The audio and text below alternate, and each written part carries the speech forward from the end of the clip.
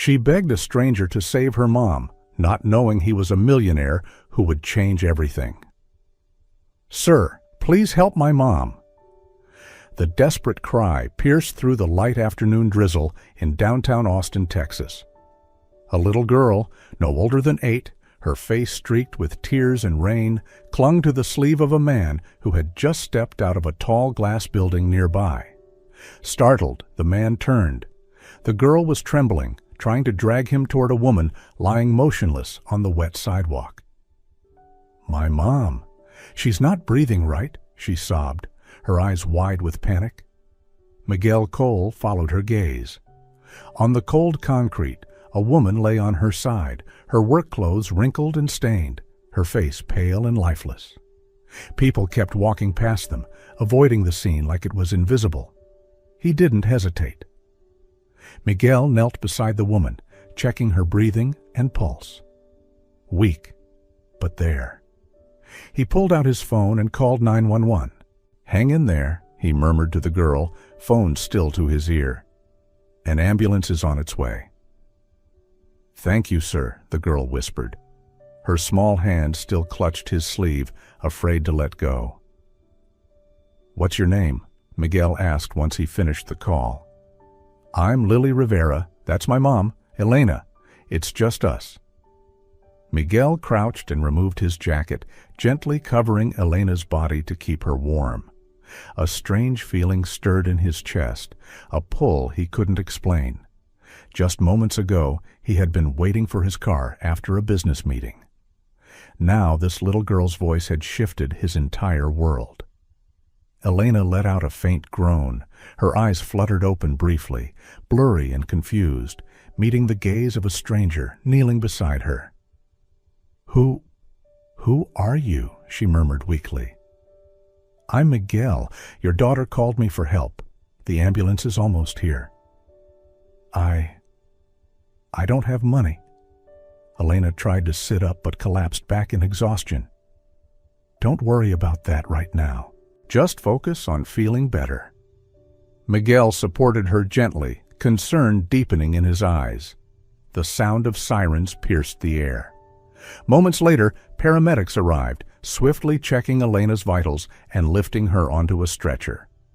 "I'm coming with you," Miguel said, then turned to Lily. "You're coming too, okay?" Lily nodded silently, her eyes full of trust, as if she already believed this man was their only lifeline in the world. Inside the ambulance, Miguel held the girl's hand tightly, his mind spinning with a single haunting thought. What kind of world teaches a child to beg strangers to save their mother? He had no answer, but in that moment, Miguel knew one thing with absolute certainty. His life would never be the same again. On the way, Lily talked about her mother, a woman who worked 3 jobs, cleaning offices at dawn, working at a clinic during the day, and caring for the elderly at night. "My mom has never had enough sleep," the little girl said, with a maturity far beyond her 8 years. "She always says she's fine, but I know she's really tired." Elena woke up in the emergency room at St. David's Hospital. The fluorescent lights above stung her eyes. The beeping monitors around her slowly pulled her back from a fog of exhaustion. Her body felt unbearably heavy, like all the weariness she'd ignored for months had finally collapsed at once. Beside the bed, Lily sat curled on a chair, still wearing her damp clothes. Across from her, the man she vaguely remembered from the street sat quietly with his hands clasped together. Elena tried to sit up, but dizziness swept over her. "Don't push yourself," his voice came gently. "You're still very weak." "Who are you?" she rasped. "Miguel Cole. Your daughter called for help on the street. I just did what anyone should." Elena turned her eyes toward Lily, who had just stirred awake. She jumped up and rushed to the bedside. "Mom, are you okay? I was so scared." Elena forced a weak smile and stroked her daughter's damp hair. "I'm okay now, sweetheart." A few minutes later, a doctor entered. He explained that Elena was suffering from severe anemia and physical exhaustion. She needed light transfusions, nutritional support, and several days of rest. She'll need to stay at least 2 to 3 days, the doctor said. She's stable now, but if she keeps living this way, things could get worse. Elena looked at Lily. The girl's eyes carried every burden she had tried to hide. She turned away, ashamed. "We don't have good insurance. I can't stay," she whispered. Miguel sat up straighter. "I'll take care of the hospital bill. Please don't worry about that." "No, I can't accept money from a stranger," Elena said firmly, a flicker of pride in her voice. Lily tugged at her mother's hand. "Mom, he's really nice. He's not like those rich people on TV." Miguel smiled. "I don't want anything. I just want to help where I can." Elena studied him, still unsure, but there was no pity in his eyes, only a strange kind of sincerity. After a long pause, she gave a faint nod, as if surrendering to reality. A nurse came to wheel Elena into a private room, and Lily followed. Before leaving, the little girl turned back. "Thank you, sir. I think you're kind of like a superhero."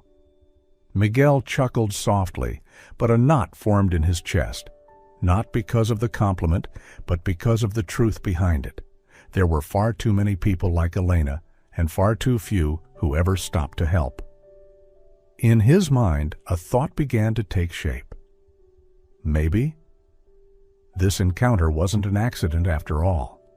2 days later, Elena was discharged from the hospital. Her body remained weak, but her eyes were clearer, more alert. Miguel came to pick them up in a modest pickup truck. No chauffeur, no flash. "Thank you for everything," Elena said softly as she slid into the passenger seat, her voice still guarded.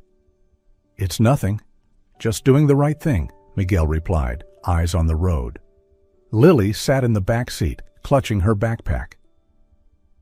"Mr. Miguel, my mom makes amazing soup. You should try it one day." Miguel smiled. "I'd love that." Elena glanced at the rearview mirror, catching the joy on her daughter's face and the gentle look in Miguel's eyes. For a brief moment, she felt something foreign. Peace. A calm she hadn't felt in years. When they arrived at the small apartment in the working-class neighborhood, Miguel helped them carry a few things upstairs. Just as he turned to leave, Elena hesitated at the door. "What do you do for a living?" she asked. "Oh?" Miguel scratched the back of his neck. "I run a healthcare tech company. MedBridge." Elena's face froze. "What did you say?" "MedBridge?" he repeated. "I'm the founder." Her grip on the door tightened. A chill ran down her spine. 2 years ago, MedBridge bought and shut down the East Austin pharmaceutical plant, didn't it? Miguel fell silent. His slow nod confirmed it all. "My father worked there." Elena's voice trembled. 20 years, never missed a day. When it closed, he couldn't find another job. He fell into depression and died 6 months later. Miguel looked down, shaken. "I remember. That was one of the hardest decisions I've ever made. That plant was bleeding money. If we hadn't shut it down, the entire company would have collapsed." "Of course," Elena snapped. "It's always about the numbers, the strategy. What about the people? What about families like mine?" "You have every right to be angry," Miguel exhaled. "I just never imagined I'd meet his daughter like this." "Well, now you have," she said coldly. "And now I understand why you've been so kind. Guilt can be heavy, can't it?" "It's not guilt," Miguel said quickly. "I truly wanted to help." "Help? Or make peace with yourself?" Elena slammed the door shut. In the tiny kitchen, Lily tiptoed toward her mother. "Mom, what's wrong? Mr. Miguel isn't a bad guy." Elena knelt and pulled her daughter close, tears finally breaking free. "You don't understand, Lily. Some people hurt families like ours and still believe they're doing the right thing." Outside the door, Miguel stood for a long moment, hands loose at his sides, gaze heavy with regret.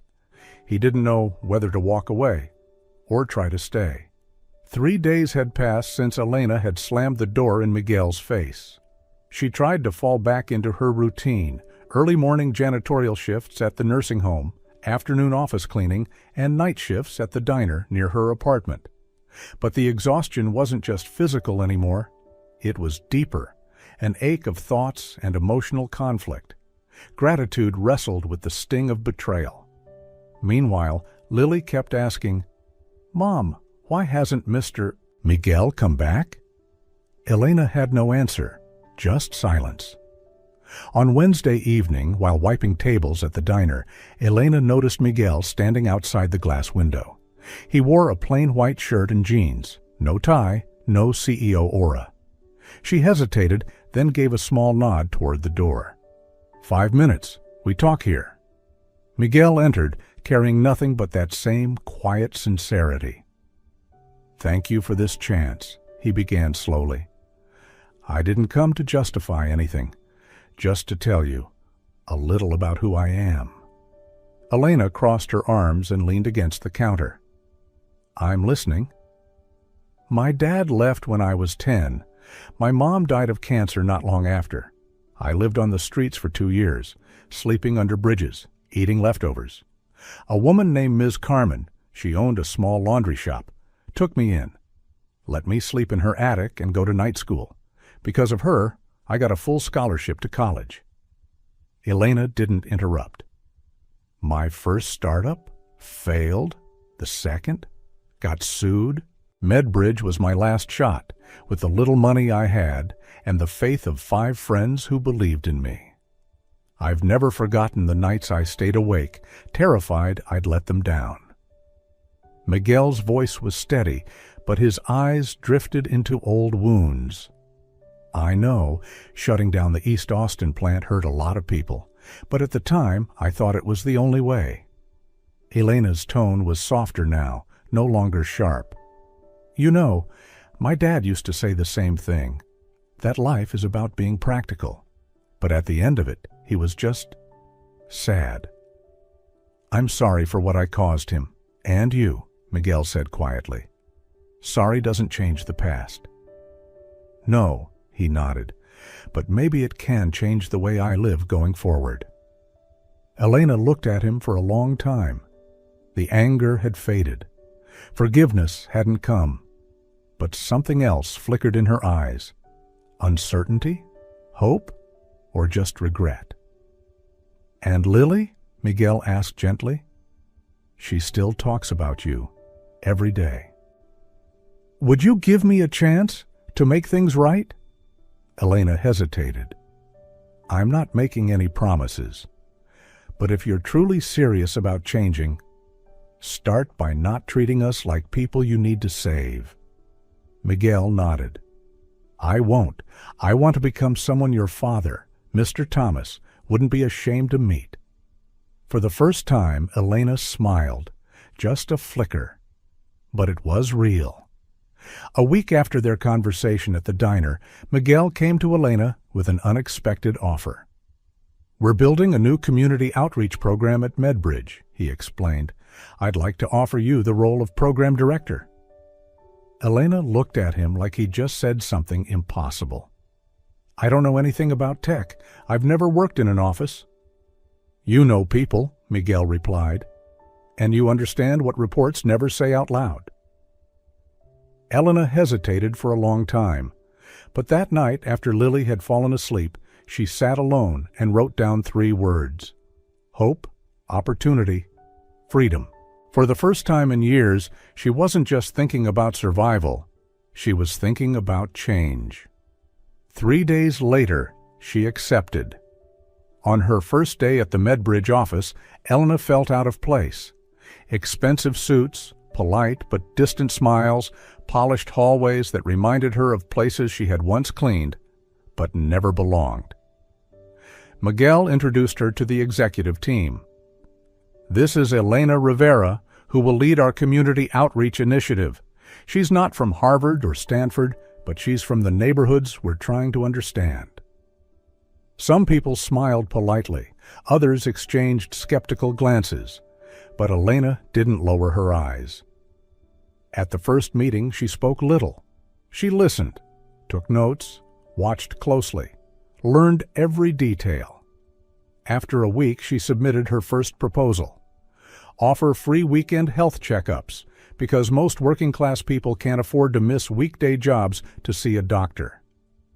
The room went silent. That would be expensive, one director objected. Elena's right, Miguel spoke up. We're wasting money on campaigns that don't reach anyone. Let's try her approach. The project was approved. 3 weeks later, attendance quadrupled expectations. Elena walked into the next meeting with a stack of data and a quiet smile in her eyes. Lily changed too. Every day after school, she ran into the Medbridge office to see her mom. They had lunch on a bench in the courtyard. Miguel often brought sandwiches, chatting with them like a family that had always known each other. One evening, as golden sunlight poured through the glass walls, Miguel sat beside Elena in an empty conference room and said softly, "Thank you for stepping into my world and for letting me step into yours." Elena turned to him, her voice calm.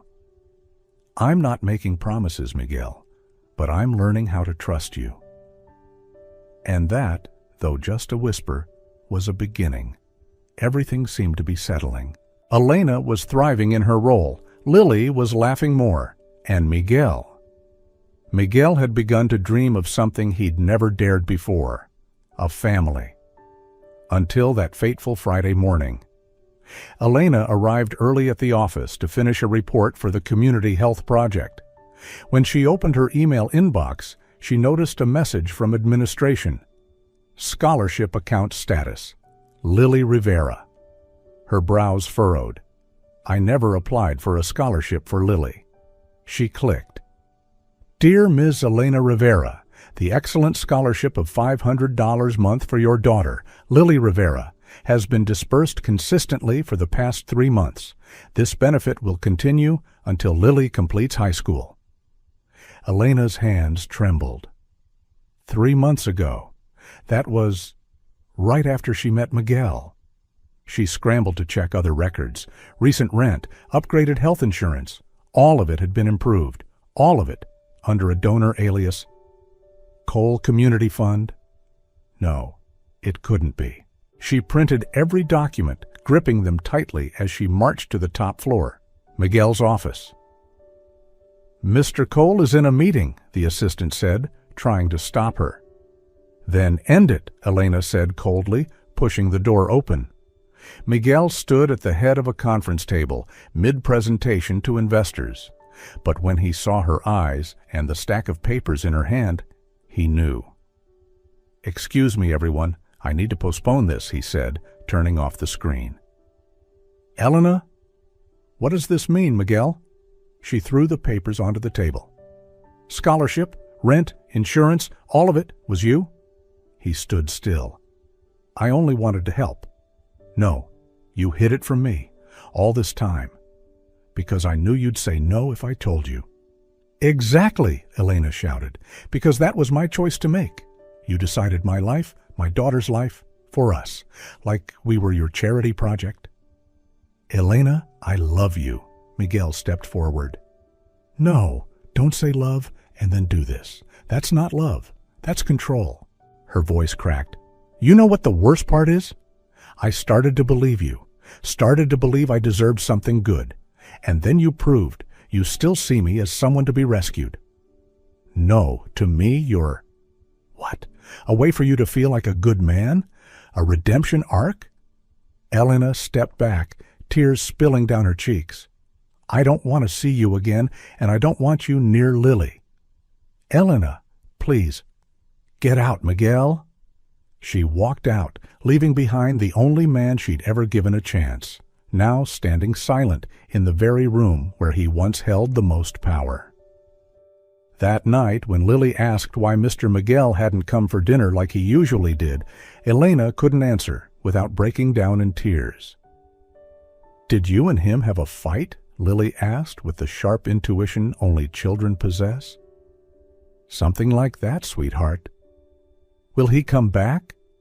Elena pulled her daughter into her arms, feeling her heart crack as she saw the sadness in Lily's eyes.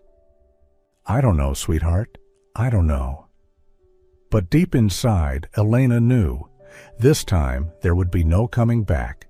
No easy forgiveness. The wounds were too deep to heal. 3 weeks had passed since the fight. Elena felt like she had been living in a thick fog. She quit Medbridge the very next day, returning to her 3 old jobs, carrying a heavy sense of failure. Mornings were the worst. Lily no longer asked about Miguel, but every time someone knocked on the door, she would look up, hoping to see that familiar face. "Mom, why are you sad?" she asked one night as they ate rice and eggs, the only thing Elena could afford that day. "I'm not sad, sweetheart, just tired." "You used to smile more. Ever since Mr. Miguel stopped coming, you don't smile the same anymore." Elena choked up, unsure how to explain to an 8-year-old the complexity of an adult's heart. "Sometimes adults fight, Lily, and sometimes those fights can't be fixed. Like when Dad left us?" The question hit Elena like a punch to the heart. Lily rarely mentioned her biological father. "No, sweetheart, this time is different." "How is it different?" Elena didn't know how to answer.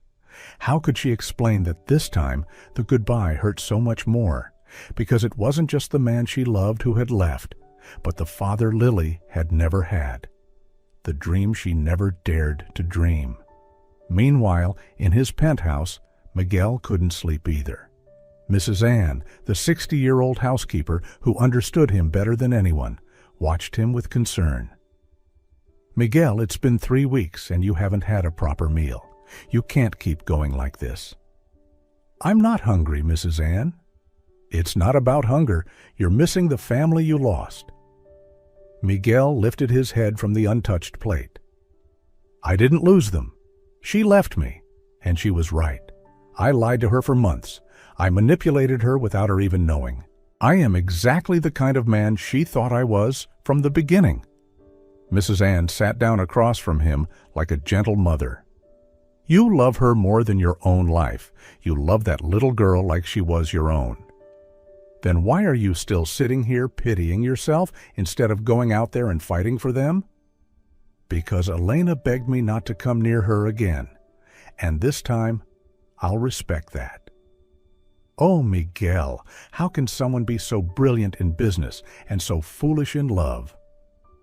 That night, Miguel lay awake, staring at the dark ceiling. Elena's eyes haunted him, disappointed, broken, and Anne's words echoed in his mind. Love isn't control, it's presence. The next morning, Miguel went to the neighborhood where Elena lived, not to see her, but for something else. He walked into the small corner store owned by Mr. Harris, a friend of Elena's father. "I need a job," Miguel said, without pretense. Mr. Harris looked him up and down. "You're the tech guy, right? What do you want to do here?" "Anything. Stock shelves, clean, unload deliveries. I don't need a salary. I just need to relearn how to live like a regular person."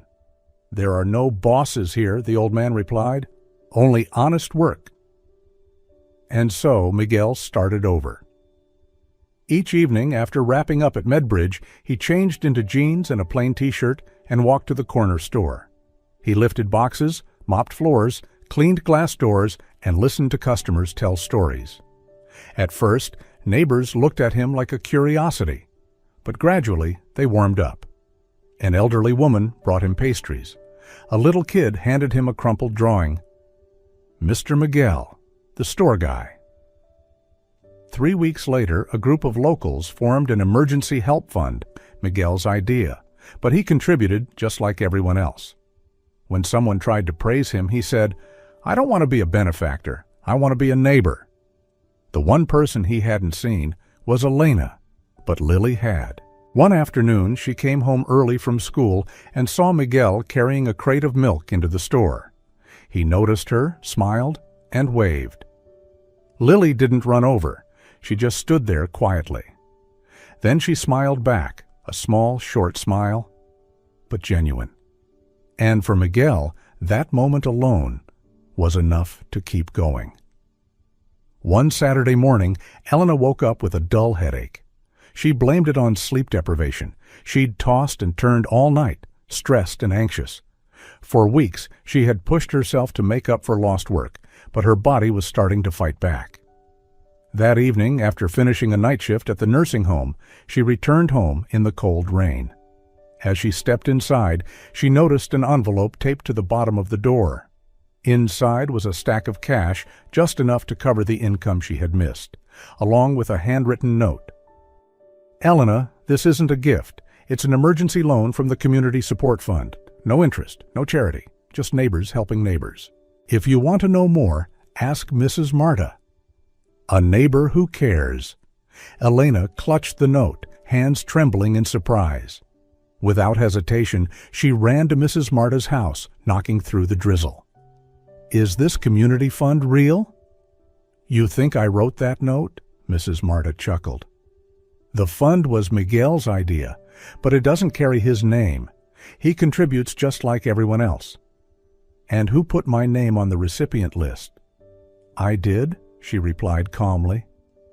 "I've seen how hard you work, how Lily has grown quieter day by day, and I've seen Miguel quietly change." Elena choked up. It wasn't about the money, it was the humility. She had demanded respect, and for the first time, she received it the right way. That night, for the first time in months, Elena couldn't sleep, not because she was tired, but because she was thinking about Miguel without anger. In the 6 months they had been together, he had been kind, respectful, and genuinely caring. The mistake hadn't been in his intentions, but in the way he expressed them. The next morning was Saturday. Elena woke up early, brushed her hair carefully, and chose her favorite dress, one she hadn't worn in a long time. She said to Lily, "Today, you and I have something important to do." "Where are we going, Mom?" "To find someone we both miss very much." They arrived at Mr. Harris's grocery store at 2 in the afternoon. Miguel was unloading boxes in the back, his shirt soaked in sweat, his hands dusty. "Excuse me." Elena stood at the doorway. "Can I speak to the new employee?" Miguel turned around, nearly dropping the box in his hands. In front of him stood Elena, just as beautiful as ever, holding Lily's hand tightly. "Elena?" "I came to propose a partnership," she said, offering a small smile. "What kind of partnership?"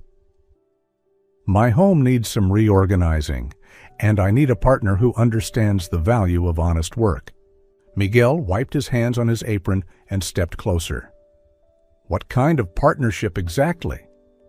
"The kind built between two people who respect each other, work together, and love each other, with no conditions, no secrets."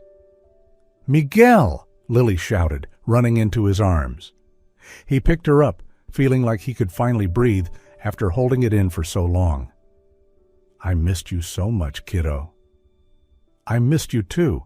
Mommy cries at night, but says it's just because she's tired, but I know it's because she misses you." Miguel looked at Elena over Lily's tiny shoulder. "You cry every night?" "Every day," Elena admitted, "because I realized I was wrong. I took it out on the only person who ever truly loved me, just because you weren't perfect from the start." "No, I was the one who messed up." "We both did," she interrupted. "You tried to love me the way you thought was right, and I blamed you for not doing it my way." Miguel set Lily down and reached for Elena's hands. "If you give me one more chance, I promise, we'll build everything from the heart. No secrets, no control, just the three of us, together." "There's one condition," Elena said. "Anything." "No expensive rings, no fancy wedding. If you propose, do it right here in this neighborhood with the people who truly know us."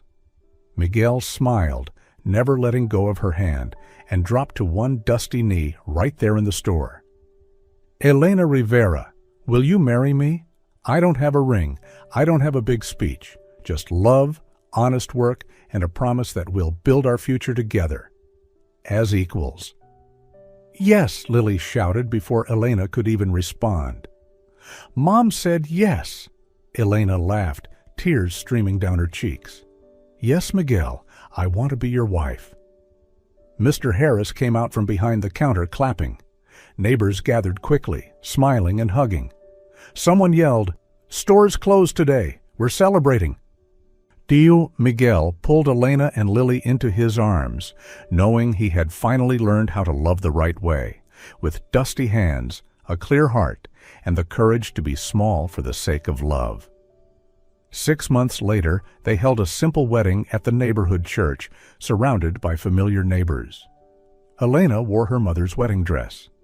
Miguel wore a plain suit he had bought himself with his grocery store wages. When the priest asked, "Does anyone object?" Lily raised her hand. "I have something to say. I finally have a complete family." The whole church burst into laughter, including the bride and groom.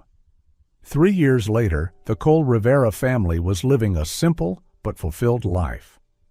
Elena was 6 months pregnant with their second child, glowing more than ever.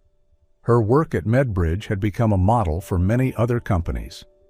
The community development program she led had helped hundreds of women find stable jobs and regain their voices. In the small kitchen, the smell of arepas and eggs filled the air. Lily and Miguel were cooking together. The girl was now 11, smart, confident, and thriving at school. "Mom," Lily called out as Elena walked in. "Dad Miguel taught me to divide the arepas into 4 equal parts. Each part is a quarter." Elena kissed her daughter's forehead, then kissed her husband on the lips. "How are my 2 little geniuses this morning?" "Planning a surprise for a very pregnant lady," Miguel whispered, gently rubbing her belly. "The baby kicked a lot last night," Elena laughed. "Probably going to be a great soccer player like Grandpa Thomas." The 3 often talked to the baby about her late father. If the child was a boy, they planned to name him Thomas, as Miguel had suggested. Their new home was just 3 blocks from where Elena had grown up. Miguel had sold his luxury penthouse and used the money to establish a scholarship fund for underprivileged students. "Dad Miguel," Lily said during breakfast, "yesterday, Ms. Marcella said you could come to school and talk to us about business." "Would you like me to come?" "Yes, but don't talk about MedBridge. Tell us the story about working with Mr. Harris. I like that one more." Miguel and Elena exchanged smiles. Mr. Harris had passed away the previous year, but he had left the store to Miguel, who now used it as a vocational training center for neighborhood youth. "Why do you like that story more?" Elena asked. "Because that's when Dad really became part of our family." After breakfast, Elena headed to her office at MedBridge, now the coordination hub for all social programs. Miguel often accompanied her, having restructured his role to spend more time with the family. "Ms. Elena," said Jennifer, her assistant, "the results from the Single Mothers program are in. Very impressive." In 3 years, they had helped 500 struggling women secure sustainable employment. "You know what the best part is?" Elena told Miguel over lunch. "Each woman succeeded through her own abilities. All we did was open the door. I learned that from the most incredible woman I've ever known.